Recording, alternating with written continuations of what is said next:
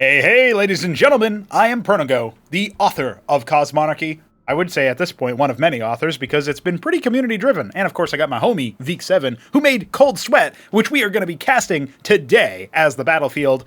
And of course ArbuzBudesh is taking on 3Crow. I assume Protoss versus Protoss. Let's get into it and see what the hell is going on. Whoa, we've got Sigma 3Crow in the bottom right. Is this Sunglow? Holy shit, it is. And he is Protoss, of course. ArbuzBudesh in the top left. I don't think this is teal. This is eggshell blue. Hell yeah. 100% color guessing. ArbuzBudesh in the top left. Still clanless, still not interested in any clans whatsoever. He doesn't want to be a foreign conscript. Oh, and guys, I was talking about this in the game between Dead Infested and Genie, if you guys saw that. We finally have the positional audio for a lot of these sound effects. So you will end up seeing, I've only done that for like a few sound effects right now, but the pylons, of course, are one such thing. Like the warp-ins or whatever, and then of course there's Psionic Storm, and there's the Star Sovereign glassing effect, and the Anthelian charge up, and eventually the diadem stuff as well. So it's pretty sick. It's pretty sick nasty, brother. However, I wonder if maybe it's doing a little bit differently. Oh, no, there it is. I was going to say maybe I'm missing it in some capacity, but it was just because the gateway was there. I was wondering if maybe like the sound effect of it being positional wasn't working for replay viewers or something. That would be weird, but you know, it is Starcraft. It is Blizzard code that we're trying to interface with here. So at the end of the day, even though we've re-implemented so much, you can shout out Veek for his work on that, as we do indeed have gateways coming in. Absolutely slapped. Maybe the positional audio could be a little bit more generous, because I feel like when I moved it up there, it was enough to make it seem like, oh yeah, you don't have anything there. I don't know what's up with that. But anyway, we do have the gateways coming in. I'll demonstrate it by doing this. Hold on. Well, I guess it just didn't want to play. That's weird. Well, I'm sure I'll figure out how to demonstrate it for you guys. See, that one played. I don't know why it didn't play on the other one. I guess we're still working on the kinks, but anyway, you guys are, you know, from a player's point of view, I don't think it's ever bugged out like that. So hopefully Protoss players are enjoying the fact that the sound effect is different based on the position of the unit relative to your screen. And eventually we'll try to make it so that that works for all of our units and structures. Yeah, I'm trying to figure out like why it doesn't play on there. It might be like a coordinates thing where maybe it's not cut out for stuff in the bottom right or something. So, we've had situations like that in the past. Anyway, Arbuz is going to go ahead and start harvesting some resources from the bottom left. This is Cold Sweat, so you have this sort of corner base that you can return to the Hatcherosk, and you can put down some structures that will be supercharged by a Crucible. Meanwhile, the gateways are going to continue loudly warping in over here for Arbuz as he opens 2-gate versus 3Crow's 2-gate, and we do have Drakodins coming out here for our Crow-based Protoss, our Avian brother Protoss, and our Watermelon-based Protoss is making Ecclesiasts, of course. That's his trademark unit. Trying to think about the other things that you might go from here as far as your openers are concerned, but it looks like Arbuz is saving up for an expansion. He's going to be doing that a lot sooner than 3Crow is. He's just powering it with workers. He actually is at a deficit of workers. I don't know how that happened. This is an invisible feeling thing sometimes for a lot of players, but if you're in a situation where you can't seem to make the same level of macro that the other guy is doing, just check if you're actually building your workers all the time. Maybe 3Crow's cutting. I'm not 100% sure, but that's definitely something to think about. Meanwhile, we've got 3Crow moving across with his Drakodins. He's got one more in the main that he could definitely be sending out to attack. I would rate his level of power here as higher than his opponents if he can do the micro required. So we'll see about that as 3Crow goes for the embassy. He will also be able to maybe make some artisans or a witness or whatever. Let's see what he can do, as he obviously has the military advantage, or should, in theory. But again, you know, you think about those pesky worker queues. Let's see what he can end up doing. He's going to fall on back, do a little bit of damage to the pylons and stuff. The Zealot absorbing a lot of damage for now. Flash shielding changes are definitely going to help 3Crow out here, because as you're harassing and stuff, you know, the minimal amounts of damage are really good at you're able to just fall back away from. But you can see here, the Hierophant is allowing a lot of catches where previously you wouldn't have, and now the attack speed increase is just going to make it a lot harder for 3Crow to get anything done in this fight. As he tries to focus down that Hierophant, it's not going to work, my homie. Absolutely eviscerated. Back at home, 3Crow will continue making stuff. He's adding a Warden. I really don't like the Warden. I think that's a horrible idea. But, you know, he's very worried about his position in this spot. The one trusty worker continuing to harvest. I don't know why. I still want to know why people do this, because it's like the same thing. It's not really that different. I guess it's one more worker that you can put in your main, but it just seems so silly. Like, there's nothing wrong about it. It's just viscerally, I see one worker harvesting from somewhere, and I'm like, that's stupid. So there's something weird that it touches me in a different way. I'm not so happy about. So Arbuz is going to be going up with his expansion. He's definitely ahead. He's up by 6 workers. He's able to get a witness out. He's got his own embassy. He can make artisans if he wants to. Meanwhile, 3Crow, he's going for the artisan, actually. A 3rd gate as well. His own late nexus, a warden towards the front. Witnesses are going to meet each other in the middle of the map and say hi. They won't smooch, but they'll get, close enough that they'll be able to see each other. Neither player checked the mini-map. Neither player was, looking at that at all, so that's great. We love to see that. I thought for sure, 3Crow will look at it, or Arbuz will look at it, but nope. Ardent Authority on the way here for Arbuz. Watermelon-based Protoss going for an Acantor, most likely. He does have the embassy, so he could do a drop. Could also be going Architects, though. So as soon as you scout an artisan being made, and by the way, you can click on detected structures to see what they're training and how far along they are. Then you should start checking these outerlying bases with your army to see if you can snipe those artisans or deny them the ability to harvest. And it does reduce their power, right? So you can see here, 3Crow feels like he's hurting on minerals, so he's going to start harvesting minerals with the artisan. And there you have it. He's going to go ahead and start doing that. We've got a warden. We've got a gateway for blocking some of the incoming attacks that Arbuz is very sure is happening, but he's scouted his opponent fully when it comes to his base, right? He's got the witness. I would always hesitate to put a cloaked unit that you're trying to keep hidden over another unit, because the distortion effect is a lot easier to see over other units than it is for terrain. But 3Crow plays on stretched, I think, and so when you do that, you already have a distortion anyway across the whole screen, so... Some people really don't like black bars. I know Jackie Likesky is like that as well. But if you're playing at a stretched aspect ratio, I don't know. I mean, maybe you just get used to it after a certain amount of time, but I can't imagine doing that. Double Ardent Authority, the first one making an Acantor. There is indeed an Envoy on the way, so we will end up seeing a drop from Arbuz. At least that's the attempt. In such a sense, it looks like maybe that Warden got canceled at some point. I was going to say, in such a sense, the static defense isn't such a terrible idea. But we also, we have artisans over here harvesting the gas. So we're talking about 2 of them up here. No, I think maybe there's 3 of them over here. Okay. It's a little bit jank that when they're returning, you can't group select them. That's some weird StarCraft limitation of them being quote-unquote stunned while that happens. The Acantor on the way over to the right-hand side. Another witness coming out for 3Crow. Coming back, I should say, looking around for an army, perhaps. So the artisans will actually catch the Envoy if it comes in from the north. The army obviously getting a little bit heckled here. Whether or not 3Crow actually responds to it is another thing entirely, but yeah, it's going to fly over now. He hasn't panned his camera over there. Arbuz has, but 3Crow has not. So it looks like at this point, he's only now going to see... He already had the Legionnaires in place, though, and he's got some Auroras coming as well. The Acantor will get 3 kills, one of which was a Legionnaire, so only 2 worker kills. That's not so bad for 3Crow. The problem is he's kind of in a rough spot anyway, because he doesn't really have... crazy amount of income. He does have better gas income, but even that is kind of temporary due to the fact that this Nexus is coming up here, and he'll have about the same gas income as a result. But, if he continues to make artisans, I guess he can remotely mine an entire base. It is something that you can do. Shout out to 5 Nations for providing us some of the assets that we've used. Actually, the Aurora used to be an asset as well, but Solstice remodeled it with homage to that particular one. Now, this is what Arbuz needs to do, right? He needs to come over here and start smashing those artisans so that 3Crow is denied this advantage. And 3Crow does need to start pulling them away as well as soon as he can. Looks like he's not actually going to do that. And he's going to end up sacrificing a lot of his artisans as a result. I don't think many of them are going to get away. Now, in fact, not a single one getting away. That is brutal. 3Crow in for a Rude Awakening now that he's down by 13 workers, and they're all conventional ones. He is making another artisan. It did just happen. Did just pop. Got servitors and cantors and architects. Architectors. There you go. Then they all end in Tor. Secret Protoss naming convention revealed? JK. Just a coincidence.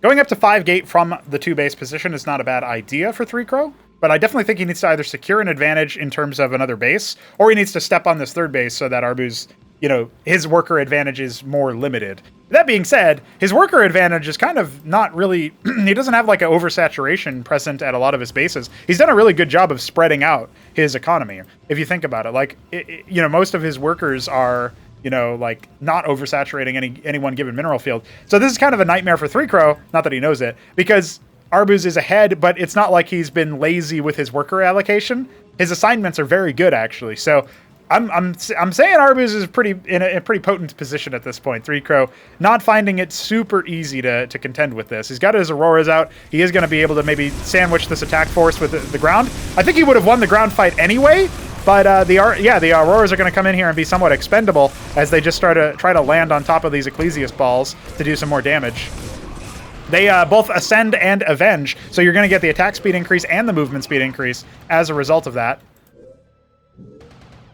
But here comes the double drop. We've got a Cantor, Zealots, Servitors, and Ecclesiast. Oh my god. This is going to be a brutal attack. I think when you get dropped like this, even though you've got a crazy amount of money in the bank, 3Crow is just going to say to himself, well, time to base trade and see what I can do. And, you know, he's going to scout all of this stuff over here and think, god damn, Arbuz, you got a lot of things. That's pretty wild. So what's he going to be able to do with that? He's going to queue up some more Auroras. He didn't have any other units, it looks like. Oh, he's got some Dracodons. He might be able to clear things out then. Going after the pylon's not a bad idea. It's only powering that embassy, which is going to get blown up anyway. Engagement on the other side. Aurora's diving on in and try to focus down the Architects. Not a bad shout at all. Reducing the power of the anti-surface that Arbuz can really field here. But an Engram just cracked a few shots off, and that's going to ruin the Aurora stack almost immediately. Again, when they die, they are giving a benefit, so there is that at the very least. As long as they have a corpse to actually die on top of, basically. But right now, yeah, he's in a rough spot, 3Crow. He's not really going to be able to make this happen. And you can see that is, you know, the Servitor is still running amok. I think he might have sniped the Cantor, but he's lost all the workers in the main. I don't think he transferred very many of them. If he did, you know, he's oversatted and needs to reset them anyway. So there is that. He can still, there's still some play, but it feels very desperate right now. Engram in every base, right? So you can't really run around with just the small Aurora stacks that he's got. You'd have to split, and even then, you're talking about like 12 Auroras, right? So even less than that now. He's down to 6. Not going to be the way to win. Not right now, anyway. Depletion about to hit in the main as well. Like, it's not so far off once he resets. You're talking about, like, yeah. This is like, if you get 60 minerals a second, I think, for one worker. Not second, a minute. This is 30 minerals. I think it's something like that. It's like something like 60 minerals a minute on an average return. Maybe it's a little bit higher for like a patch like this that's further out. Then you're talking like, you know, what is that? 5 minutes tops of mining when you're fully satted, and less than that. Obviously, if you've got 2 workers on there, it's like 120 minerals get drained per minute from that mineral field. So yeah, you're probably talking about like 3-4 minutes of returns when you factor in how 3Crow has to like resaturate and like, you know, build the workers up again. So that will hit, the depletion will hit. It does do a lot now, which is, I think, a good thing. Oh no, 3Crow's blindly moving. He's not attack moving. That was a big mistake. He's going to end up losing a couple of Dracodons just for that alone. Architect's going to go ahead and pick him off. The ground army just too powerful. The Auroras are going to come in for presumably one last desperate fight. And as they charge on in, they're going to try to use their suicide to do a lot of splash damage. But I don't know that he's got the follow-up necessary with the Zealots just cleaving through his Dracodons. The Architects ignoring the Auroras entirely because they can't shoot up. So they're just going to continue attacking the Dracodons. And yeah, that's going to be it. I think 3Crow recognizes now. He's got a lot of money in the bank still, but he's not really able to leverage any of that. He didn't queue up any units of the Gateway of the Stargates. It's way too late at this point. So the writing is definitely on the wall.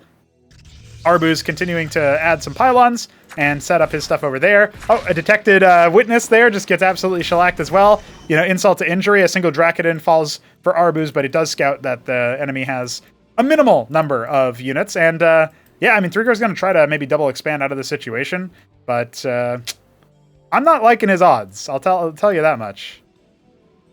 It's just that he doesn't really have the tech necessary to get a lot of stuff done. He did end up spending down his big bank.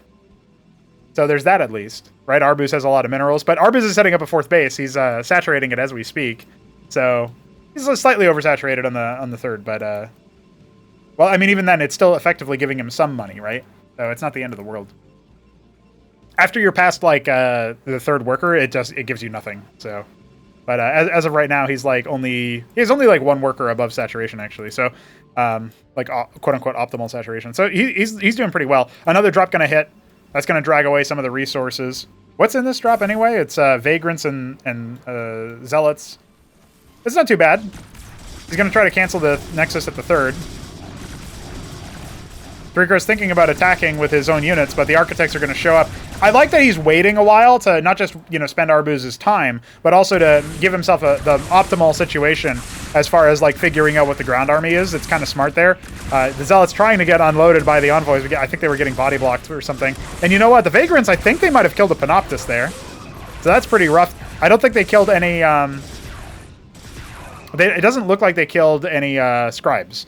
So at least he didn't lose any more workers. That was an expensive and not very effective position there for Arbuz. He is going to cancel the 6 o'clock base almost certainly as soon as he walks down here and sees it. He's also going to pick the Scribe that might have been trying to go for like the I guess you would call that like a 7 o'clock position there, or 8 o'clock, right? Like that right here. So north of the Hacharosk and south of the... what would you call that? I guess it's... if this is 8 o'clock, then this must be 10 o'clock, even though it's more like 9:30. Anyway... Clocks don't matter. It's 15:30 in the game. That's the time. More and more Panoptuses. I mean, he can get a pretty killer army in terms of DPS. The problem is, Arbuz is just getting so... his army's getting just so large at this point, developing on 4 bases versus 2. 3 Crow, he doesn't know when to quit sometimes, I'll tell you that much. Like, I don't know if you could put, like... they say, like, a Flash wouldn't have won from this position in StarCraft 1. They say that a lot. I don't know if Hit 'em Up is our Flash right now. I don't know if Hit 'em Up would win from this position. I'm pretty sure Hit 'em Up would lose.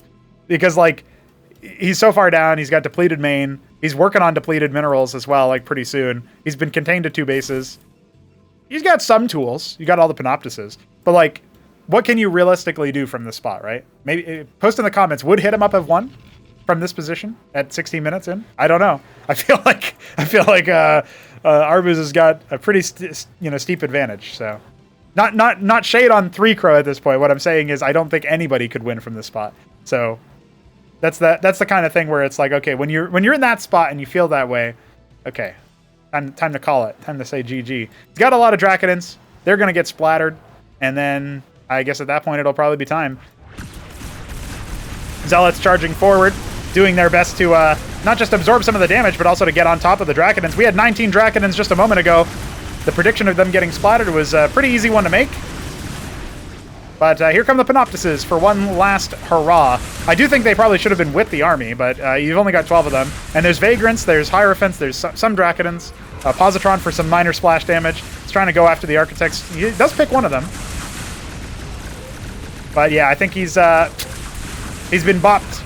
He's been shellacked, plucked, and defeathered. This 3 Crow will not be able to get much more going. He's lost his natural. There it goes. Start your engines because Arbuz is cruising to victory. Wink. 2 Positrons. I can't believe people are making Positrons. I'm so happy. All right, back up to 10 Panoptus. It's the daring last stand. Silly 3 Crow. There's only 2 keys you need to press in this situation, and they're both G.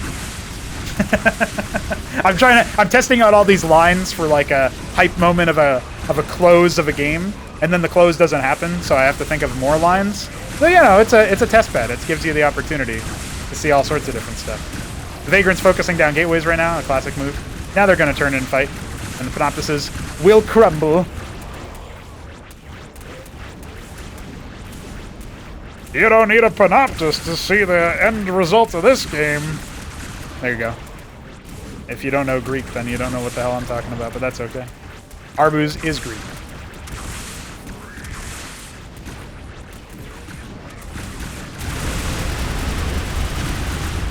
Thank God. I can't believe I had to actually do that at the end of the game. Well, I hope you guys appreciated how stolid 3 Crow was. He really fought until the end. For no reason, of course. And that is our first game with Arbuz taking the match. I'm excited about seeing the next one. So excited, in fact, that I think I'll go ahead and straight up cast it right now. We are back on Cold Sweat with 3 Crow as the, once again, Sunglow Protoss, it looks like. In the bottom right, once again as well. ArbuzBudesh is not that. He is Vivid Red. Yeah, color guess accuracy. Hell yeah, 100% color guess accuracy across 2 games? Unheard of! Except if I'm casting some of the finals or whatever. ArbuzBudesh in the top left. So, in our last game, 3Crow expressed the desire to go air. And we like that. He's still muted on his pylons for some reason. We don't like that, but don't worry. I'm sure Veek will fix it as soon as he sees it. If it's even still a thing. I wonder if, actually, that should be something that I test at some point. Is if I'm in the bottom right spawn of a map, do I not hear those kinds of sounds at all? That could be a little bit weird. I guarantee you it's just some kind of weird coordinate thing, because it's working fine over here.